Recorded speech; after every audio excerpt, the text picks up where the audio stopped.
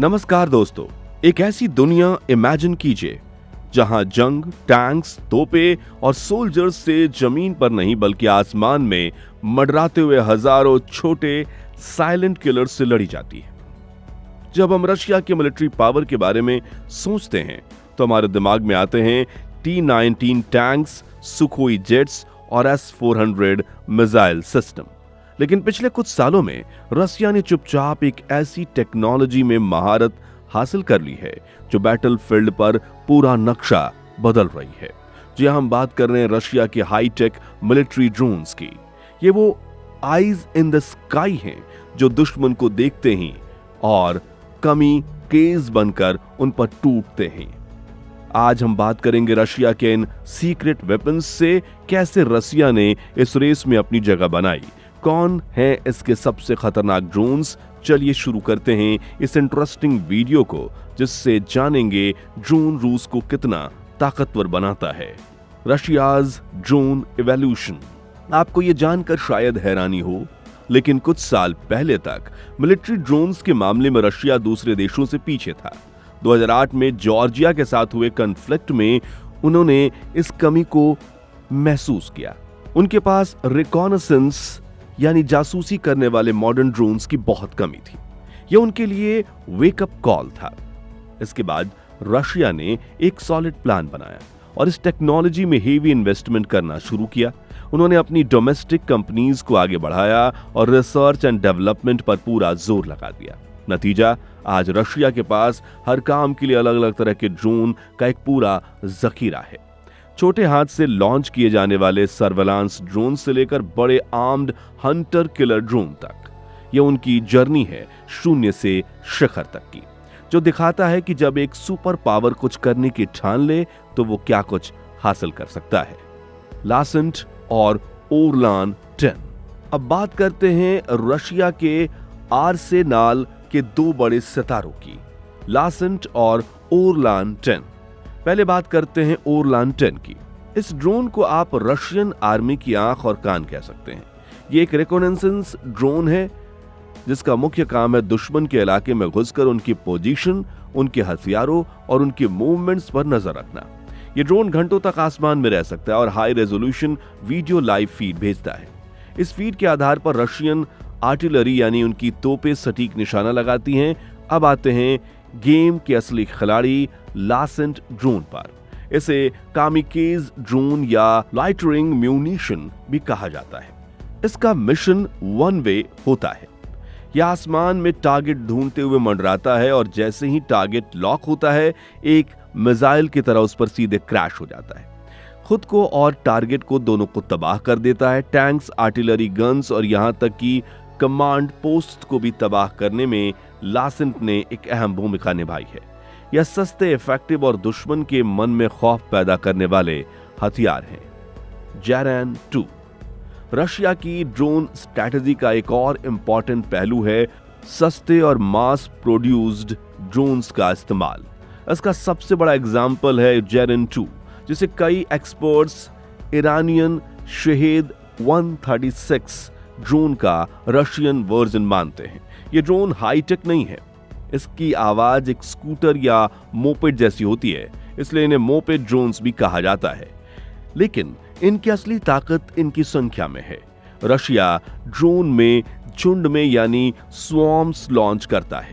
एक साथ 10-20 ड्रोन्स एक ही टारगेट की तरफ बढ़ते हैं और इससे दुश्मन का एयर डिफेंस सिस्टम कंफ्यूज हो जाता है। वो कुछ ड्रोन्स को तो मार गिराते हैं, लेकिन कुछ ना कुछ आखिरकार अपने टारगेट तक पहुंच ही जाते हैं। इनका मुख्य काम दुश्मन के इंफ्रास्ट्रक्चर जैसे पावर प्लांट्स, मिलिट्री बेसेस और कम्युनिकेशन सेंटर्स को निशाना बनाना है। यह स्ट्रेटजी दिखाती है कि जंग सिर्फ महंगे और एडवांस्ड हथियारों से नहीं बल्कि simple, low cost technology, smart इस्तेमाल से भी जीती जा सकती है। अब आते हैं सबसे जरूरी सवाल पर, इस पूरी सिचुएशन का इंडिया के लिए क्या मतलब है। भारत और रशिया के बीच कई दशकों से मजबूत मिलिट्री संबंध और स्ट्रेटेजिक पार्टनरशिप रही है। हमने रशिया से S-400 जैसे एडवांस्ड एयर डिफेंस सिस्टम और ब्रह्मोस जैसी सुपरसोनिक क्रूज मिसाइल साथ मिलकर बनाई है। लेकिन ड्रोन टेक्नोलॉजी के मामले में यह नया बैटलफील्ड हमें कई चीजें सिखाता है। पहली सीख यह है कि फ्यूचर की लड़ाइयां ऑटोनोमस सिस्टम्स और ड्रोन्स पर बहुत ज्यादा निर्भर करेंगी। रशिया ने जिस तरह अलग अलग तरह के ड्रोन्स को अपनी मिलिट्री स्ट्रैटेजी में इंटीग्रेट किया है वो देखने लायक है।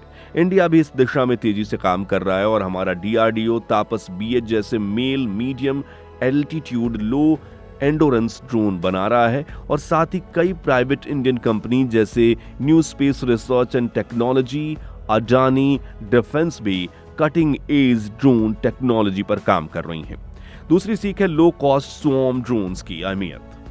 हमें भी ऐसे सस्ते और इफेक्टिव सॉल्यूशन डेवलप करने होंगे जो जरूरत पड़ने पर दुश्मन की एयर डिफेंस को भेज सकें। हो सकता है कि आने वाले समय में इंडिया और रशिया इस फील्ड में मिलकर भी काम करें, या फिर इंडिया आत्मनिर्भर भारत के तहत अपनी खुद की यूनिक ड्रोन कैपेबिलिटीज डेवलप करे। यह एक ऐसा एरिया है जो इंडिया को फोकस करना ही होगा। Electronic warfare. ड्रोन्स के इस जंग में एक और हीरो है जो दिखता नहीं है लेकिन जिसका असर गहरा है, इलेक्ट्रॉनिक वारफेयर या EV। रशिया इस मामले में दुनिया के लीडर्स में से एक है। ड्रोन्स को कंट्रोल करने के लिए GPS सिग्नल्स और रेडियो कम्युनिकेशन का इस्तेमाल होता है। रशिया के पास ऐसे पावरफुल जैमर्स हैं और इलेक्ट्रॉनिक वारफेयर सिस्टम है जो इन सिग्नल्स को ब्लॉक कर सकते हैं। वो दुश्मन के ड्रोन्स के GPS को ऐसी गलत इंफॉर्मेशन भेज सकते हैं कि ड्रोन को लगेगा कि वो कहीं और हैं और वो रास्ता भटक गए हैं या क्रैश हो जाएंगे।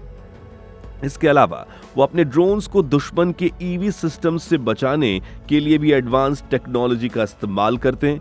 ये एक इनविजिबल यानी अदृश्य जंग है जो आसमान में लड़ी जा रही है। जिसने इस इलेक्ट्रॉनिक जंग को जीत लिया वो आसमान का असली सिकंदर बन सकता है। ये साबित करता है कि सिर्फ ड्रोन बनाना ही काफी नहीं, उनको दुश्मन के इलेक्ट्रॉनिक अटैक्स से भी बचाना है और दुश्मन के ड्रोन्स को जैम करना भी उतना ही जरूरी है। तो आगे क्या? रशिया की ड्रोन टेक्नोलॉजी का फ्यूचर और भी ज्यादा एडवांस्ड होने वाला है। अगला कदम है आर्टिफिशियल इंटेलिजेंस यानी AI का इंटीग्रेशन। इमेजिन कीजिए ऐसा ड्रोन्स जो इंसानी ऑपरेटर के बिना खुद ही फैसले ले सकें, जो दुश्मन के टारगेट को पहचान सकें और उसकी प्रायोरिटी सेट कर सकें और अटैक करने का सबसे बेहतरीन तरीका खुद ही चुन सकें। इसके साथ ही ड्रोन स्वॉर्म्स का कॉन्सेप्ट भी डेडली हो जाएगा।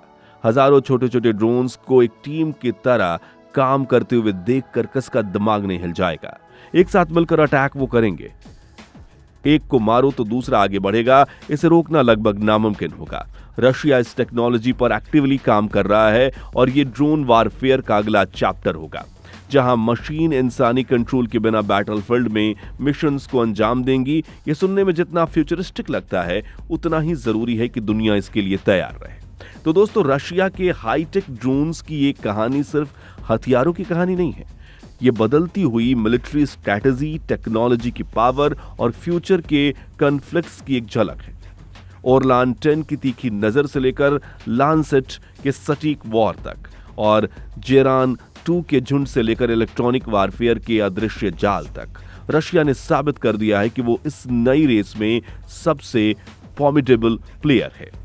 इसने पूरी दुनिया, खासकर इंडिया जैसे देशों को यह संदेश दिया है कि आने वाला वक्त उन्हीं का होगा जो इस टेक्नोलॉजी को समझेंगे और इसमें मास्टर बनेंगे।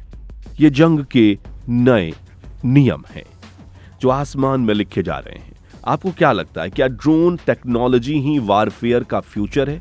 कमेंट्स में अपने विचार जरूर बताइए। अगर आपको ये वीडियो पसंद आया हो तो इसे लाइक, शेयर करें और हमारे चैनल को सब्सक्राइब करना ना भूलें। मिलते हैं अगले वीडियो में एक और इंटरेस्टिंग टॉपिक के साथ। तब तक के लिए जय हिंद।